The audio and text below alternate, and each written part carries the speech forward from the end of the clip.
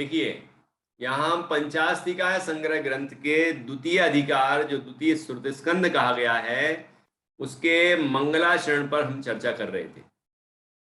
मंगलाचरण में भगवान महावीर स्वामी को नमस्कार किया गया है। और भगवान महावीर स्वामी कैसे हैं कि अपुनर्भव के कारण है। ये बहुत महत्वपूर्ण विशेषण है। और टीका में भगवान महावीर स्वामी के लिए 4 विशेषण दिए। भगवान शब्द भी मिला लें तो 5 हो जाते हैं। और पहला विशेषण दिया जो महाधर्म तीर्थ के मूल करता है, मूल ग्रंथ करतारा श्री सर्वज्ञ देवा, ऐसे आता है ना।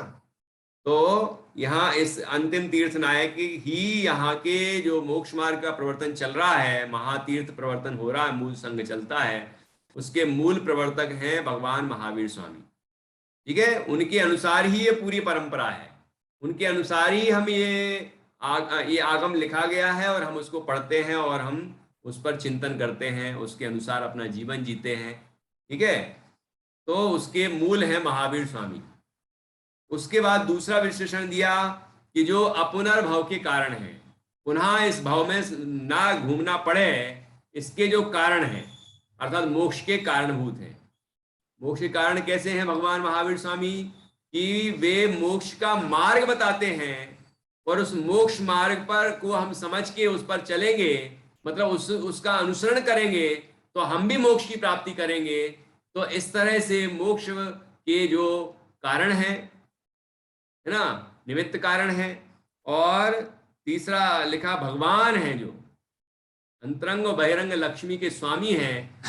अंतरंग लक्ष्मी जो अनंत चतुष्टय है, वीतरागता सर्वज्ञता है, और बहिरंग लक्ष्मी जो समोषण आदि विभूति से युक्त हैं, ऐसे हैं। और अगला विशेषण है चौथा, परम भट्टारक है, जो जैसे अकलंक देव को भट्ट अकलंक कहते हैं, वो आचार्यों को भट्ट शब्द का प्रयोग किया गया, और भट्टारक वो तीर्थंकर के लिए प्रयोग किया गया। तो जो परम भट्टारक हैं, अरहंत देव हैं, है ना, ऐसे भगवान महावीर स्वामी हैं। और जो महादेवाधिदेव हैं, मतलब महादेवों के भी देव, बड़े बड़े जो देखो, देवों के जो देव इंद्र, और इंद्रों के भी जो देव हैं, मतलब इंद्र भी जिनकी पूजा करते हैं, 100 इंद्रों के द्वारा जो वंदनीय हैं, ऐसे महादेवाधिदेव हैं भगवान महावीर स्वामी। ठीक है, ऐसे श्री भगवान महावीर स्वामी, जिनको वर्धमान स्वामी भी कहते हैं, वर्धमान स्वामी है ना, उनकी स्तुति की गई। आप्त की स्तुति, आप्त तीर्थंकर को कहते हैं, उसकी स्तुति पहली पंक्ति में की गई। और स्तुति का फल क्या है ये यहां पर बताया, सिद्धत्व की निमित्त भूत। क्या लिखा? सिद्धत्व की निमित्त भूत भाव स्तुति लिखा है कि नहीं? तो ये भाव स्तुति हमें सिद्धत्व की प्राप्ति कराने वाली है।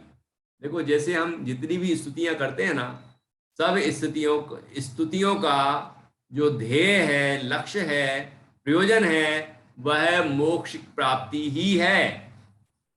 भले ही जीव बोलते हैं और उनके अंदर में भावना ना हो, लेकिन बोलते तो वही है।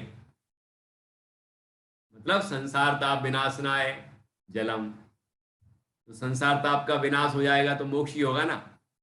जन्म जरा मृत्यु विनाशनाय जलम, नहीं, जन्म जरा मृत्यु विनाशनाय जलम, संसार ताप विनाशनाय चंदनम, है ना। अक्षय पद प्राप्त है, अक्षय पद तो मोक्ष को ही कहते हैं, अक्षत। फिर कामबाण विध्वंसनाय, कामबाण का अभाव किसको हुआ है? काम विकार का नाश किसको हुआ है ना? पूरी तरह से भगवान को। तो भगवान बनना है जीव को, वो भावना करता है। और पांचवा क्या है? नैवेद्य क्षुधारोग विनाशनाय, तो भूख प्यास से कौन पूरी तरह से मुक्त हुआ है? भगवान।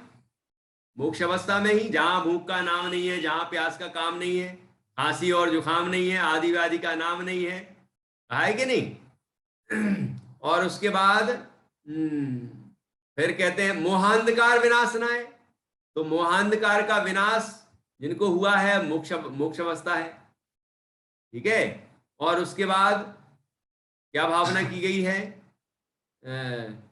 अष्टकर्म दहनाय, तो अष्टकर्म का अभाव होने पर तो सीधा मोक्ष ही है, इसमें तो कोई संदेह ही नहीं है, क्योंकि मोह अंधकार का विनाश तो 12वें गुण स्थान में हो गया है ना। लेकिन किस सर्व तरह से उपचार भी कहीं जहां ना हो, ऐसी मोक्ष अवस्था ही है जो सर्व प्रकार से विकारों से मुक्त है। और उसके बाद आखिरी का पद है और आखिरी का पद मोक्ष फल प्राप्त है, मोक्ष फल की प्राप्ति के लिए, ठीक है। और जो अर्घ का छंद है उसमें भी लिखा है अनर्घ पद प्राप्त है, अनर्घ का अर्थ भी मोक्ष ही होता है। मतलब जीव स्तुति करता है तो मोक्ष की भावना से ही करता है। अब वास्तव में तो ज्ञानी जो भक्ति करते हैं भगवान की, मोक्ष की भावना से ही करते हैं। वो ये नहीं सोचते कि मुझे भक्त बने रहना है, वो भगवान हमें कह रहे तुम भगवान हो, वो भगवान बनो, और हम कह रहे नहीं हम तो आपके भक्ति बने रहेंगे, ऐसा नहीं। तो वो भगवान बनने की भावना से ही भक्ति करता है, और जो भक्ति कर रहा है ना वही तो भक्त है। भक्ति ही ये कह रहा है कि भक्त नहीं भगवान बनेंगे, वो भावना प्रकट कर रहा है कि हमारा भक्त बने रहने का उद्देश्य नहीं है, हमारा भगवान बनने का उद्देश्य है। और वो हर एक मंत्र में लिखा है कि नहीं लिखा, बोलिए, है कि नहीं। तो ऐसे ही यहां पर बताया गया है कि इस भाव स्तुति का प्रयोजन क्या है कि सिद्धत्व की निमित्त भूत, ये जो स्तुति की गई है आचार्य कुंद के द्वारा, यह सिद्धत्व की प्राप्ति के लिए की गई है। और हम भी कर रहे हैं तो उसके लिए ही कर रहे हैं, हम भी सिद्ध बनना चाहते हैं, हम भी इस संसार सागर से मुक्त होकर मोक्ष की प्राप्ति करना चाहते हैं, सिद्ध अवस्था की प्राप्ति करना चाहते हैं, इसीलिए हम भी स्तुति करते हैं, ठीक है ना। और क्या कहा आगे, स्तुति किस तरह की गई है, सभी को ध्यान रखना है, क्या विशेष बात आई यहां पर। फिर काल सहित पंचास्तिकाय का पदार्थ भेद तथा मोक्ष का मार्ग कहने की इन गाथा सूत्र में प्रतिज्ञा की गई है कि, और बाकी तो पहले भी आ गया था कि काल सहित पंचास्तिकाय का पदार्थ भेद है, मतलब 6 द्रव्यों का 9 पदार्थ रूप से भेद बताया गया यहाँ पर, मतलब जीव अजीव के ही पर्याय रूप विशेष बताए गए हैं। और फिर मोक्ष का मार्ग कहने की प्रतिज्ञा की गई है। मोक्ष का मार्ग इस अधिकार में बताया गया है, तो सबसे पहले 9 पदार्थ का वर्णन करेंगे, उसके बाद मोक्ष का मार्ग बताएंगे, ठीक है। इस तरह ये गाथा सूत्र हैं। 105वीं गाथा ये पूर्ण हुई। एक बार गाथा पुनः पढ़ेंगे, फिर इसके बाद आज की चर्चा पूर्ण कर दें, अगली गाथा पढ़ना है। चलिए पहले अपन 105वीं गाथा। अभिबंदिऊण सिरसा अपुण भव कारणम महावीरम ते सिंपयत भंगम मग्गम मोक्षस्य वोच्छामि। इस तरह ये 105वीं गाथा पूर्ण हुई, जो मंगलाचरण की गाथा है, सभी को अच्छी तरह याद करना है, ठीक है। इसके बाद फिर यहाँ मोक्ष का मार्ग, मोक्ष मार्ग का प्रतिपादन प्रारंभ किया है, सूचना दी है। अब देखना, मोक्ष का मार्ग बताएंगे तो मोक्ष मार्ग में पहला सोपान आएगा सम्यक दर्शन। सम्यक दर्शन किसको कहते हैं, तत्पार श्रद्धानम सम्यक दर्शनम, तत्वों का श्रद्धान, पदार्थों का श्रद्धान, तो पदार्थों का वर्णन करेंगे, इस तरह वर्णन कर रहे हैं। तो 9 पदार्थों का वर्णन करेंगे, सम्यक दर्शन का वर्णन हुआ, सम्यक ज्ञान का वर्णन हुआ, फिर सम्यक चारित्र का वर्णन होगा। इस तरह से यहाँ पर प्रतिपादन किया जाना है। तो यहाँ भी सूचना है, बहुत सरल है, एक बार पढ़ लें। देखिए गाथा है, सम्मत्तनाणजुत्तम सम्मत्तनाणजुत्तम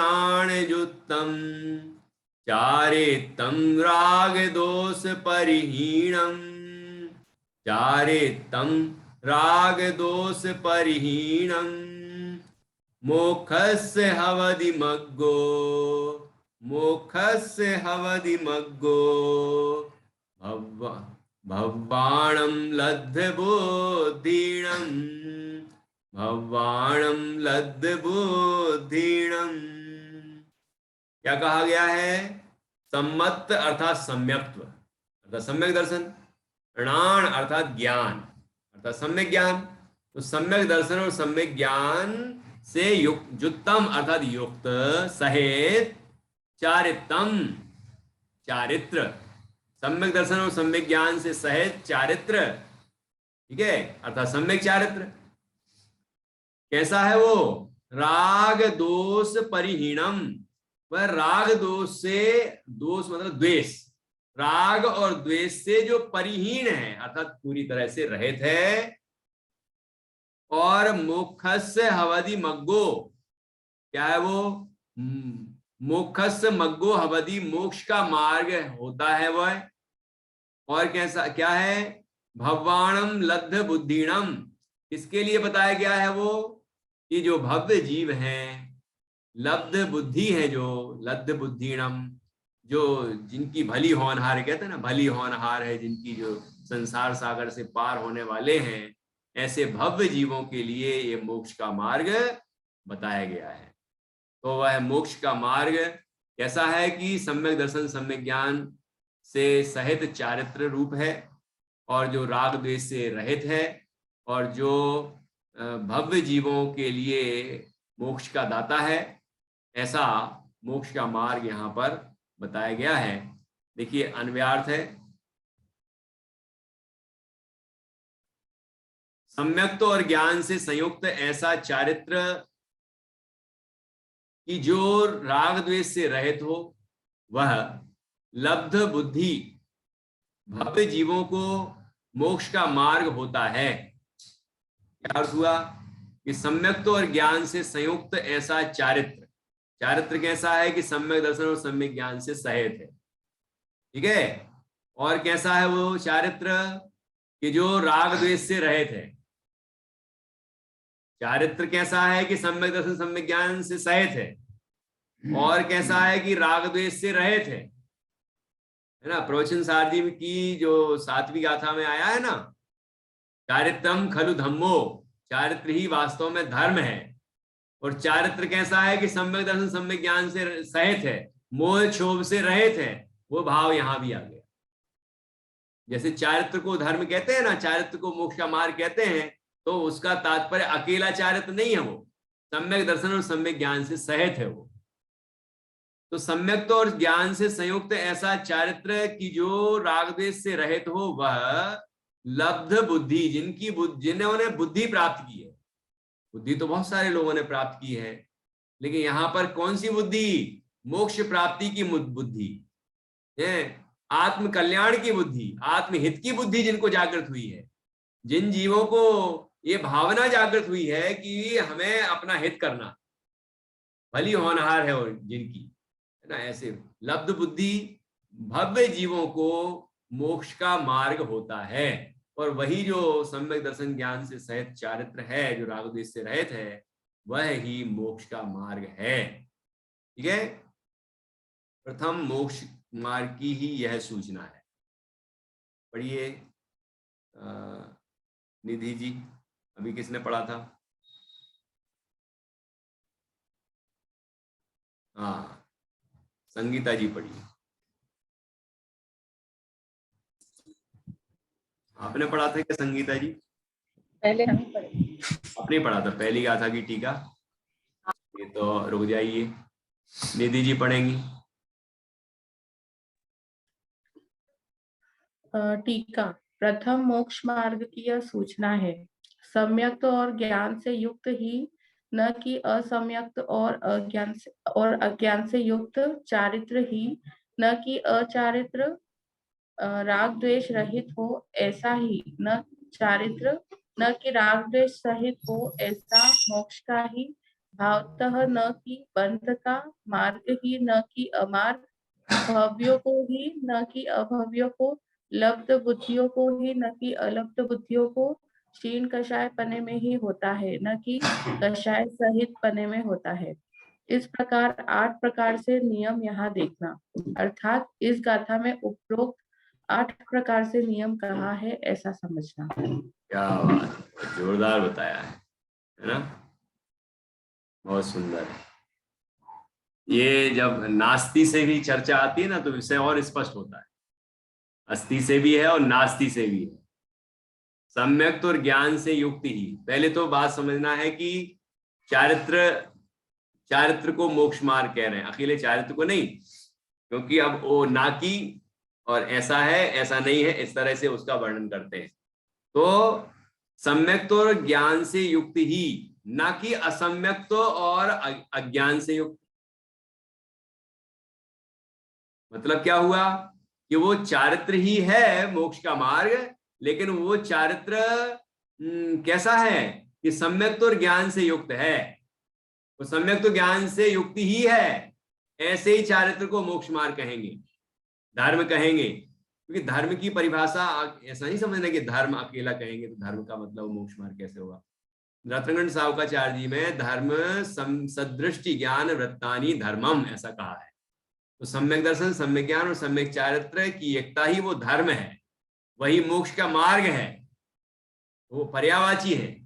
तो यहाँ पर यही समझना है, यदि कि चारित्र को वास्तव में धर्म कहा है तो वो चारित्र कैसा है कि सम्यक और ज्ञान से युक्ति ही है, ऐसा नहीं है कि ना कि असम्यक और अज्ञान से युक्त। असम्यक अर्थात मिथ्यात्व से सहित नहीं है वो चारित्र, मिथ्या दृष्टि के चारित्र की बात नहीं है, और वह अज्ञान रूप भी नहीं है, अज्ञान से सहित भी नहीं है ना। मतलब मिथ्यात्व से सहित जितना भी ज्ञान है सब अज्ञान है। यहाँ औदैहिक अज्ञान की बात नहीं है, यहाँ अज्ञान कौन सा है कि मिथ्या ज्ञान की बात है।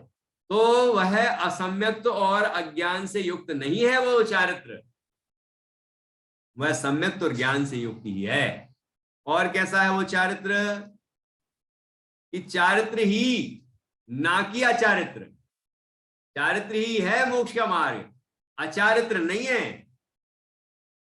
जो कोई कहे असंयमी हो, है ना, तो वो चारित्र होगा ऐसा नहीं, या वो मोक्ष का मार्ग वाला होगा ऐसा नहीं।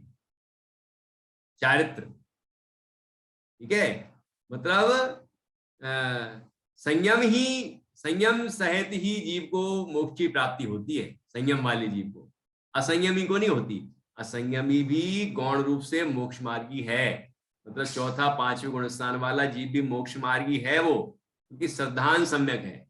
पांचवें गुण स्थान में आंशिक चारित्र प्रकट हुआ है, देश चारित्र, लेकिन साक्षात मोक्ष का मार्ग मुनि अवस्था में ही होता है, निर्ग्रंथ दशा में ही होता है।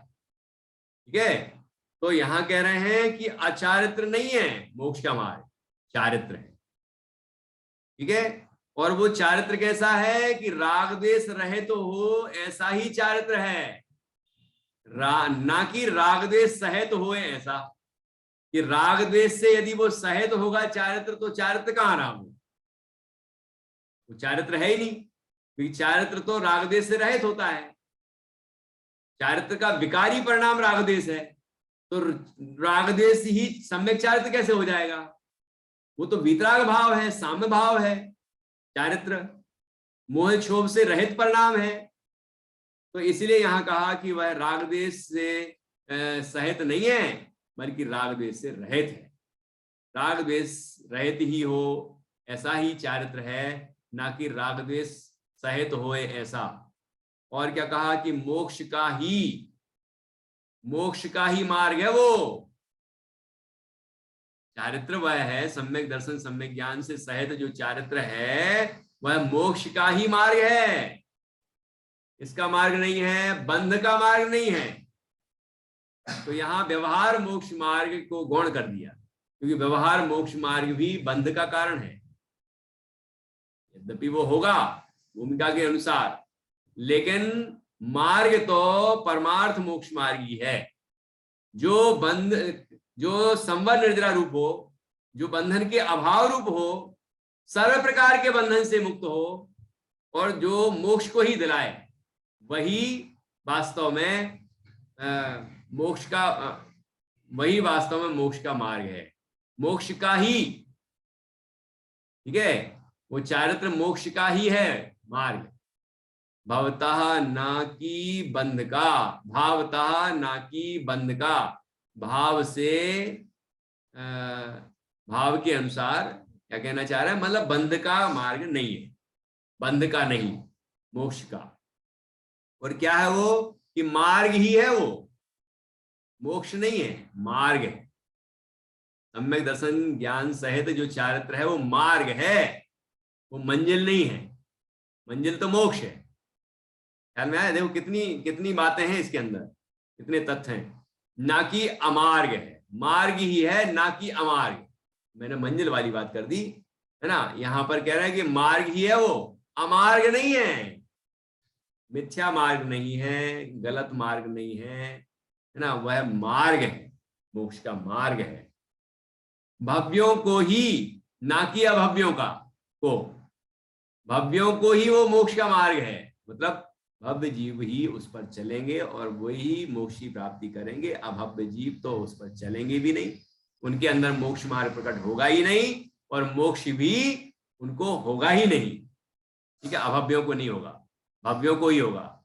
तो भव्यों को ही, ना कि अभव्यों को, लब्ध बुद्धियों को ही, ना कि अलब्ध बुद्धियों को, है ना। जिनको ऐसी बुद्धि प्रकट हुई है, ऐसी समझ प्रकट हुई है, मोक्ष मार्ग की समझ प्रकट हुई है ना, उस कार्य को करने की समझ प्रकट हुई है, ऐसे जीव ही तो मोक्ष मार्ग में लगेंगे। जिनको मोक्ष मार्ग की समझ ही नहीं है, मोक्ष मार्ग में प्रवर्तन ही नहीं करना चाहते, वो थोड़ी मोक्ष मार्ग में प्रवर्तन करेंगे। तो लब्ध बुद्धियों को ही, ना कि अलब्ध बुद्धियों को। क्षीण कसाय पने में ही होता है, ना कि कसाय सहित पने में होता है। मतलब कसायों का जब अभाव हो जाता है, तब ही जीव को मोक्ष मोक्ष मार्ग की पूर्णता होती है ना, और मोक्ष की प्राप्ति होती है। उसके पहले नहीं, कसाय सहित पने में नहीं। कसाय वाले को मोक्ष मार्ग की पूर्णता नहीं होती। कसाय सहित है तो मोक्ष मार्ग उसको पूर्ण नहीं हुआ है। ठीक है, कसाय रहित होगा तभी मोक्ष मार्ग पूर्ण होगा। तो ना कि कसाय सहित पने में होता है। इस प्रकार 8 प्रकार से नियम यहाँ देखना, अर्थात इस गाथा में उपरोक्त 8 प्रकार से नियम कहा है, ऐसा समझना। अभी हम कल भी थोड़ी सी चर्चा इन 8 विशेषणों पर करेंगे। आज इतनी ही चर्चा करेंगे। एक बार हम पुनः टीका पढ़ते हैं और फिर 8 पॉइंट्स जो यहाँ लिए हैं, हम जयसेनाचार्य ने भी जो इस गाथा का विश्लेषण किया है उसका भी भाव लेंगे, और साथ में इन बिंदुओं पर भी और चर्चा करेंगे, फिर आगे बढ़ेंगे। तो देखिए, यहाँ मोक्ष मार्ग की सूचना है। प्रथम मोक्ष मार्ग की ही यह सूचना है, सम्यक्त और ज्ञान से युक्त ही, ना कि असम्यक्त और अज्ञान से युक्त। चारित्र ही, ना कि अचारित्र। राग द्वेष सहित हो ऐसा ही चारित्र, ना कि राग द्वेष सहित, सॉरी, राग द्वेष रहित हो ऐसा ही चारित्र, ना कि राग द्वेष सहित हो ऐसा। मोक्ष का ही भावतः, ना कि बंध का। मार्ग ही, ना कि अमार्ग। भव्यों को ही, ना कि अभव्यों को। लब्ध बुद्धियों को ही, ना कि अलब्ध बुद्धियों को। क्षीण कसाय पने में ही होता है, ना कि कसाय रहित पने में होता है। ना कि कसाय सहित पने में होता है, ना कि कसाय सहित पने में होता है। इस प्रकार 8 प्रकार से नियम यहाँ देखना, अर्थात इस गाथा में उपरोक्त 8 प्रकार से नियम कहा है, ऐसा समझना। इसकी अपन और चर्चा कल करेंगे, और आज की चर्चा यहाँ पूर्ण करते हैं। जिनवाणी स्तुति बोलिए।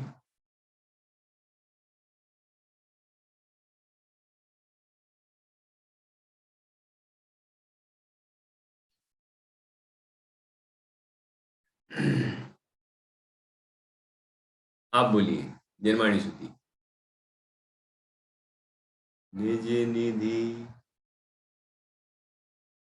निज निधि निज में बताई, यह अनंत उपकार है। उसके लिए जिन वाणी माँ को वंदना सतबार, वंदना सतबार। बोले द्वादशांग जन्माणी माता की जय, महान जिन धर्म की जय। सभी 9 बार नमो का मंत्र के माध्यम से पंच परमेष्टि का स्मरण।